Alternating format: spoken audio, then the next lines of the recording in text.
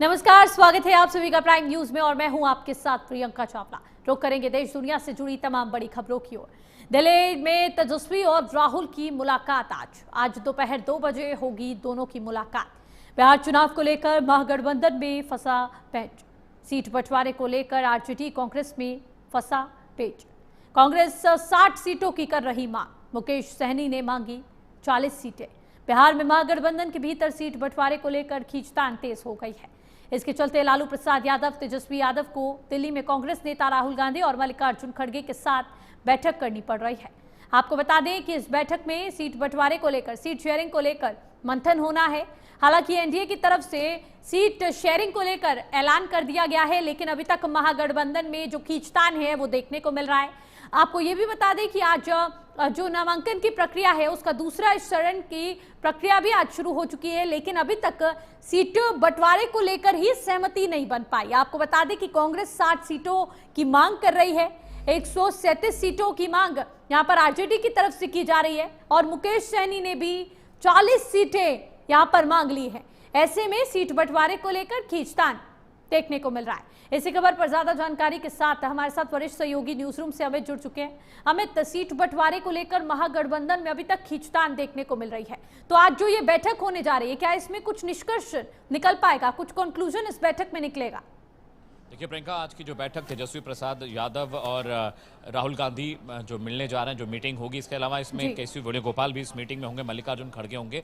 आज की मीटिंग बहुत अहम है और तेजस्वी यादव 11 तारीख को ही राहुल गांधी से मुलाकात करने वाले थे, बट वो मुलाकात मुमकिन नहीं हो पाई। महागठबंधन में लगातार जो लेफ्ट पार्टीज हैं वो भी बहुत जिद पर अड़ी हुई हैं। मुकेश सहनी का नाम आप देख ही रही हैं, वो डिप्टी सीएम का पद मांग रहे हैं, उनको 29-30 सीटें चाहिए, तो बहुत मुखर होकर वो भी बोल रहे हैं। और कांग्रेस की ओर से करीब 70 सीटों की मांग की जा रही थी। पिछली बार जब 2020 में विधानसभा चुनाव हुए प्रियंका, तो उस वक्त आरजेडी ने इन्हें 70 सीटें दी थी, 19-20 सीटें कांग्रेस जीत कर आई थी। परफॉर्मेंस बहुत अच्छी नहीं थी, लेकिन इस बार का जो समीकरण थोड़ा अलग है। आरजेडी चाहती है कि वो मैक्सिमम सीटों पर फाइट करे, क्योंकि पिछली बार आपको याद होगा 2020 में जब चुनाव हुए तो आरजेडी बिहार की सबसे बड़ी पार्टी के रूप में उभरी थी। 23% वोट शेयर उनके हिस्से में गया था।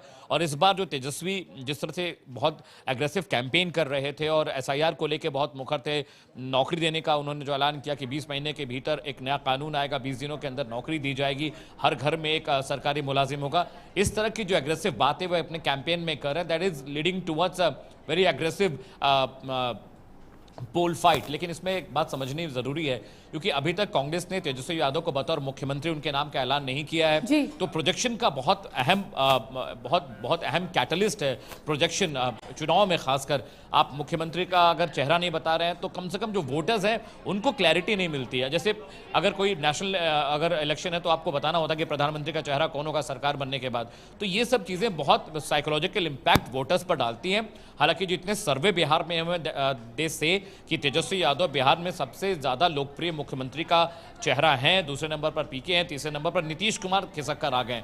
तो आज की मुलाकात बहुत अहम है। आज देर रात बहुत मुमकिन है कि महागठबंधन की सीटों का ऐलान हो जाए। लेफ्ट पार्टीज ने बहुत प्रेशर बना रखा है, कांग्रेस भी मैक्सिमम सीटों पर फाइट करना चाहती है, आरजेडी भी चाहती है कि वो मैक्सिमम सीटों पर मैदान में उतरे। तो सिर्फ 15-20 सीटों का पेच फंसा हुआ है। आरजेडी चाहती है कि कांग्रेस 55 से 60 सीटों पर लड़े, लेकिन कांग्रेस ये चाहती है कि वो 65 से 70 सीटों पर फाइट करे।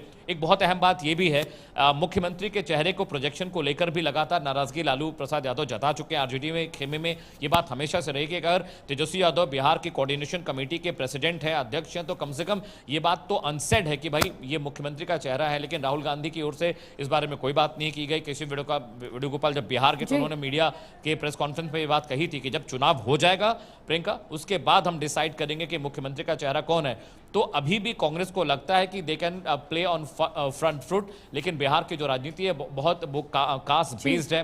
क्योंकि आप देखिए कि SC ST OBC और जो मुस्लिम वोटर्स का जो वोट बैंक का जो पूरा प्लेथोरा है, पूरा जो पोडियम है, वो किसकी ओर रुख करता है, ये बहुत इंपॉर्टेंट है। और कांग्रेस के लिए एक बहुत अच्छी बात है कि कांग्रेस में बहुत सारे जो वोटर, बिहार के जो बुद्धिजीवी वोटर्स हैं, they vote for Congress, they vote for left parties.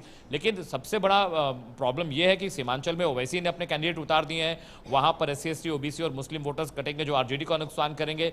इसके अलावा दलित जो सीटें हैं, दलित जो वोट बैंक है, वो चिराग पासवान की वजह से, मांझी की वजह से आरजेडी को नुकसान पहुंचाने वाली है। तो बहुत क्रूशियल मीटिंग आज की है। राजौरी कोर्ट में मुकदमा अभी चल ही रहा है, वहां से अभी उनके खिलाफ कोर्ट ने फैसला भी टाला है और वहां से निकलकर सीधे वो राहुल गांधी से मुलाकात करने वाले हैं।